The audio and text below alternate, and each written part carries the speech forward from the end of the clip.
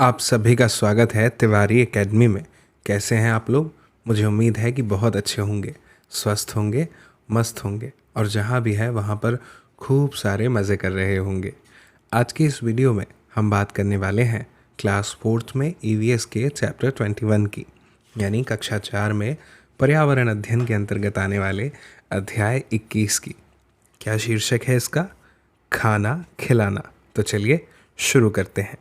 सबसे पहले यहाँ लिखा है, ट्रिन घंटी बजते ही मनप्रीत ने दरवाज़ा खोला। बाहर दिव्या और स्वास्तिक को देखते ही वह खुशी से चिल्लाई, गुरनूर देखो तो कौन आया है। गुरनूर दौड़ती हुई आई। दोस्तों को देखते ही वह खुशी से उनसे लिपट गई और बोली, तुम लोग अपने बोर्डिंग स्कूल से कब आए? स्वास्तिक बोलता है, कल ही। तुम्हारी मम्मी पापा कहाँ हैं? उनसे तो मिल लें।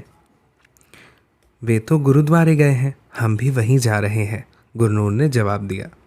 अरे वाह, चलो हम भी चलते हैं, दिव्या खुशी से बोली। अब गुरनूर पूछता है, तुम तो बस छुट्टियों में ही घर आते हो, क्या तुम्हें हॉस्टल में रहना अच्छा लगता है? कैसे रह लेते हो मम्मी पापा के बिना? उनकी याद तो आती है, पर हॉस्टल में बड़े मज़े भी आते हैं। भले ही कभी कभी हमें खाना पसंद नहीं आता, पर सभी बच्चों के साथ एक साथ बैठकर खाना खाने में मज़ा आता है, दिव्या बताती है। हॉस्टल में जब किसी के घर से खाने की कोई चीज़ आती है ना, तो सभी बच्चे उसके कमरे में पहुंच जाते हैं और बस मिनटों में चीज़ खत्म, स्वास्तिक ने हंसते हुए बताया। अच्छा, आप लोग मुझे एक बात बताइए, क्या आप कभी किसी हॉस्टल में गए हैं या आप भी किसी हॉस्टल में रहते हैं, या आपका कोई दोस्त किसी हॉस्टल में रहता है तो आप उससे पूछिएगा। जैसा ये कह रहे हैं, हॉस्टल में लगभग ऐसा ही माहौल रहता है। बच्चे अपने घर परिवार से दूर पढ़ाई करने के लिए बाहर स्कूल में पढ़ने जाते हैं और वहाँ पर हॉस्टल्स में रुकते हैं। तो हॉस्टल में यही सब चीज़ें होती हैं, जैसा कि इस अध्याय में हमें जानने का मौका मिला। ठीक है ना? चलिए अब आ जाते हैं हम इस अध्याय के सबसे रोचक हिस्से, यानी सबसे इंटरेस्टिंग पोर्शन की ओर, जो क्या है, प्रश्न और उत्तर। तो चलिए देखते हैं क्या महत्वपूर्ण प्रश्न हमारे सामने हैं जिनके उत्तर हमें यहाँ पर देने हैं। सबसे पहले है कि क्या तुम बोर्डिंग स्कूल में पढ़ते हो? अगर नहीं तो किसी हॉस्टल में रहने वाले बच्चे से बातचीत करके पता करो। क्या पता करना है कि बोर्डिंग स्कूल और दूसरे स्कूल किन किन बातों में अलग होते हैं। तो मैं आपको बताऊं, यहाँ पे आप अपना उत्तर लिख सकते हैं। मेरा उत्तर मैं आपको बताता हूँ। बोर्डिंग स्कूल में बच्चे जो है ना, वो अपने माता पिता तथा दोस्तों से दूर रहते हैं, जबकि दूसरे स्कूलों में बच्चे रोज़ सुबह स्कूल आते हैं और शाम को छुट्टी होने पर घर चलते जाते हैं। फिर इसके बाद में है कि वहाँ पर कैसा खाना मिलता है। तो मैं आपको बता दूं कि वहाँ पर हर प्रकार का खाना मिलता है, जैसे हम घर में खाते हैं, ठीक वैसे ही। फिर ये लिखा है कि बच्चे जो हैं वो कहाँ बैठकर खाना खाते हैं। तो मैं आपको बता दूं कि बच्चे डाइनिंग हॉल में बैठ कर के वहाँ पर खाना खाते हैं। फिर आगे है कि बोर्डिंग स्कूल में बच्चों के लिए खाना कौन बनाता है और कौन परोसता है। तो इसका जवाब है कि बोर्डिंग स्कूल में बच्चों के लिए स्कूल के जो बावर्ची हैं वो खाना बनाते हैं और सहायता जो है वो खाना परोसते हैं, सहायता करते हैं, खाना परोसते हैं। इसके बाद में है कि बर्तन कौन धोता है। तो बर्तन धोने की बात है तो बर्तन सफाई कर्मचारी जो हैं वो धोते हैं। फिर आगे अगला प्रश्न है कि क्या कभी बच्चों को घर के खाने की याद आती है। तो हाँ, कभी कभी बच्चों को घर के खाने की याद आती है। फिर आगे है कि क्या तुम कभी बोर्डिंग स्कूल में पढ़ना चाहोगे और अगर हाँ तो क्यों। तो ऐसा लिख सकते हैं आप। मेरा उत्तर बता दूं कि मैं बोर्डिंग स्कूल में 1 या 2 हफ्ते के लिए जाना चाहूँगा, क्योंकि वहाँ बच्चों के साथ मज़ा आएगा, परंतु मैं अपने माता पिता की कमी महसूस नहीं करना चाहता, है ना? ठीक है, अब आगे हमें हिस्सा दिया हुआ है इस अध्याय में, जो बताया है वो है गुरुद्वारे में। बच्चे बातें करते हुए गुरुद्वारे पहुँचे। वहाँ सभी ने सिर ढके। वे गुरुद्वारे के रसोई घर में गए, जो बहुत ही बड़ा था। अच्छा, आप बताइए, क्या आप कभी गुरुद्वारे गए हैं? वहाँ कई काम हो रहे थे। खाना बड़े बड़े बर्तनों में पक रहा था। वहाँ एक बड़े पतीले में उड़द और चने की दाल पक रही थी। दूसरी तरफ पतीले में आलू और गोभी की सब्जी बन रही थी।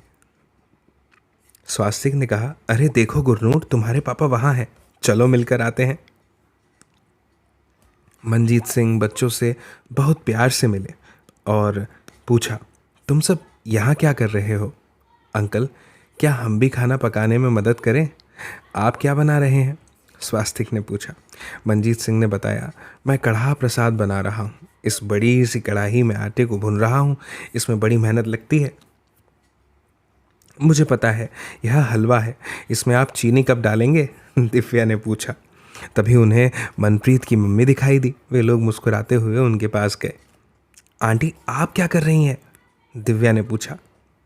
बेटा, हम लोग तंदूर में रोटी सेक रहे हैं, उन्होंने बताया। दिव्या ने आश्चर्य से कहा, आंटी, इतनी सारी रोटियां एक साथ मैं भी सेकूं?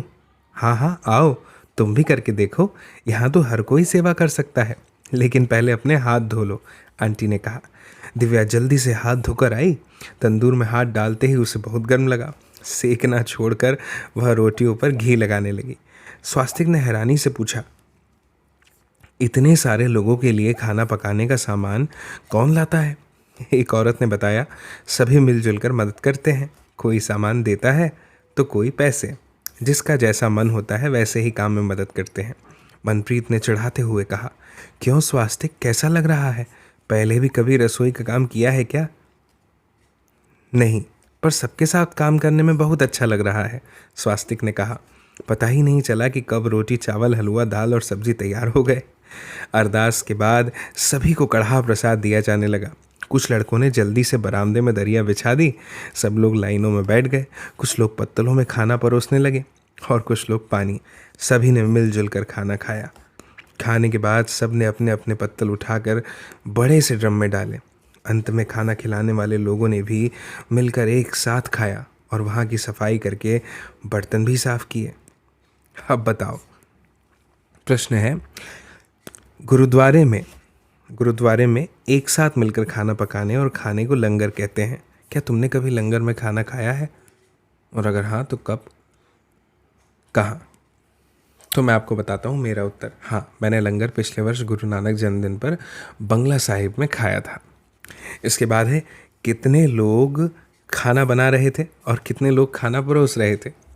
तो मैं आपको बता दूं कि लगभग 20 लोग खाना बना रहे थे और लगभग 15 लोग उस समय खाना खिला रहे थे। फिर अगला प्रश्न है, क्या किसी दूसरे अवसर पर भी तुमने बहुत से लोगों के साथ खाना खाया? कब और कहाँ? वहाँ किस किस ने खाना बनाया और परोसा था? तो मैं आपको बता दूं कि दुर्गा पूजा के दौरान मंदिर में मैंने बहुत लोगों के साथ मिलकर खाना खाया है। कमेटी के जो सदस्य थे उन्होंने मिलकर खाना बनाया भी था और परोसा भी था। मुझे उम्मीद है कि आपको ये चैप्टर बहुत अच्छे से समझ में आया होगा, है ना? आपसे जल्दी मुलाकात होगी मेरी अगले नए चैप्टर के साथ में, नए वीडियो के साथ में। आप इस वीडियो को ज़रूर शेयर कीजिएगा अपने दोस्तों के साथ, ठीक है? जल्दी मिलते हैं अगले वीडियो में। तब तक के लिए नमस्कार।